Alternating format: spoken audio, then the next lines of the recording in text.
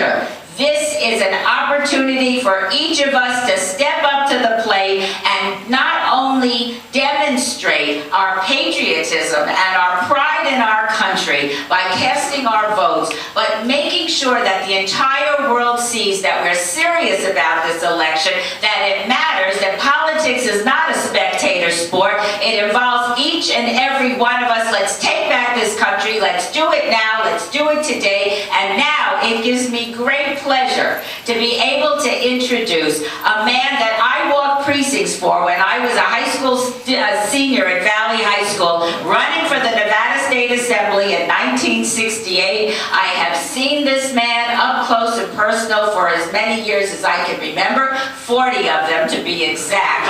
There you go.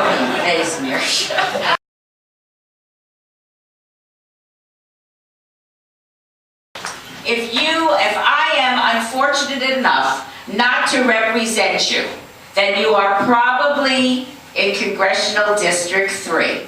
And that means we need to get Dina Titus elected to the United States House of Representatives so I can have some company back there.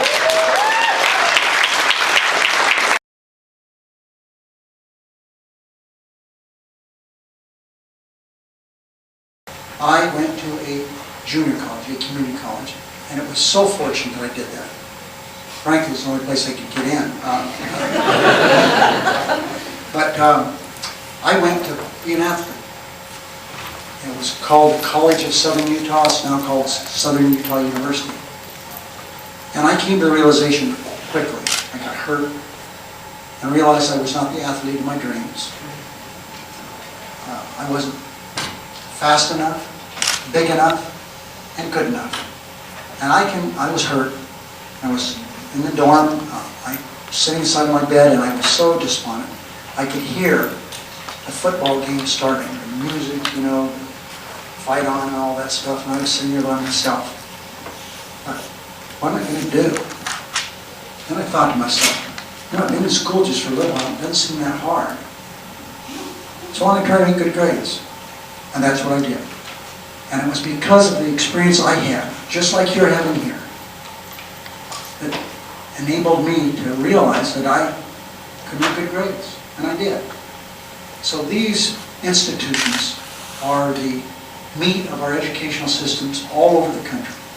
These community colleges are the answer to what I think are many of the problems we have in education. So because you're going here, when somebody asks you where you're going to college, you hold your head high and you tell them where you're going to college. As I did.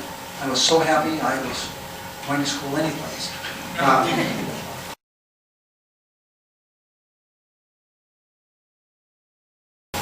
When I was lieutenant governor, campaigning to be lieutenant governor, way back before many people in this room were born, we were fighting to lower the voting age in the state of Nevada from 21 to 18.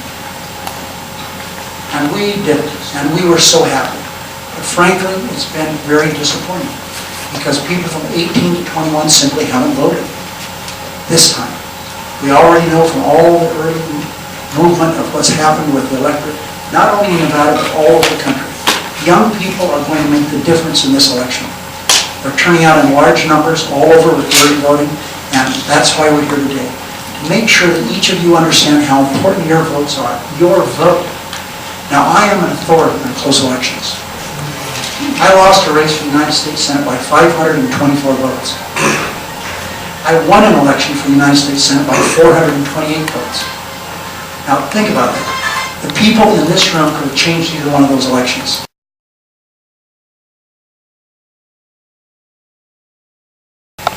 And you've seen how he is. He's calm, he's cool, and he's deliberate. That's how he is every day of his life. He's not a person that gets excited. I've never seen him mad, and if he could ever be mad, I could get him mad because I've had to call him back from real important things. We needed to vote, I needed him here. But he was always very serious about everything we did. So I'm so excited about what he can do to change this country. I've had the good fortune of serving in Washington for 26 years in Congress. Prior to that, I went to law school in Washington. So I've spent a lot of my life in Washington, D.C. And I know how this country needs to be changed.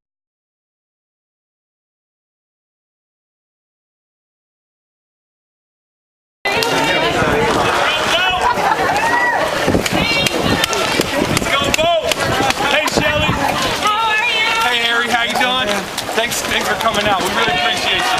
Thank you, Senator. Hey, let's go.